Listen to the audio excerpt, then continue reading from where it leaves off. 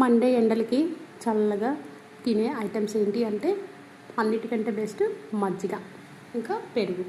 వాటితో పాటు ఈరోజు మజ్జిగ చారు చేయాలనిపించింది, అందుకే మజ్జిగ చారు చేశాను అండి. చిన్నప్పుడైతే ఎప్పుడు మా అమ్మ మజ్జిగ అంటే ఎక్కువ పెరుగు ఉన్నప్పుడు మజ్జిగ చారు చేసేది. ఆ మజ్జిగ చారు అంటే చాలా ఇష్టం అనమాట. ఏముంది, చాలా సింపుల్గా పోపు వేసుకుంటాము. ఉల్లిపాయలు, ఇంకా పోపు గింజలు, పచ్చిమిరపకాయలు, ఉల్లిపాయలు, కరివేపాకు ఇవన్నీ వేసేసుకొని కొద్దిగా ఉప్పు పసుపు వేసుకొని ఒక 5 నిమిషాల్లో వెంటనే పిల్లలు ఏడ్చినప్పుడు ఏం లేనప్పుడు ఇలా మజ్జిగ చారు చేసేసి మెత్తగా అన్నం వండి పెట్టి వేడిగా అన్నంలో ఇలా మజ్జిగ చారు ఇస్తే పిల్లలు ఖచ్చితంగా ఖాళీ చేసేస్తారు గిన్నెని.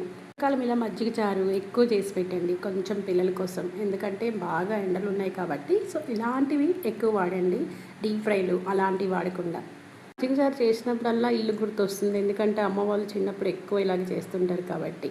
కానీ ఎప్పుడైనా సరే మజ్జిగ చారు సింపుల్ అనిపిస్తుంది, కానీ టేస్ట్ మాత్రం అదిరిపోతుంది. మంచిగా కొంచెం ఫ్రై చేసేసి ఉల్లిపాయలు, పచ్చిమిరపకాయలు, ఎండుమిరపకాయలు ఇక తింటుంటే జీలకర్ర ఆవాలు పంట కింద పడుతూ ఎంత బాగుంటుందో కదా. సూపర్ అంటే సూపర్. వీడియో నచ్చితే లైక్ చేయండి, అలాగే సబ్స్క్రైబ్ చేసి షేర్ చేయండి. Thank you.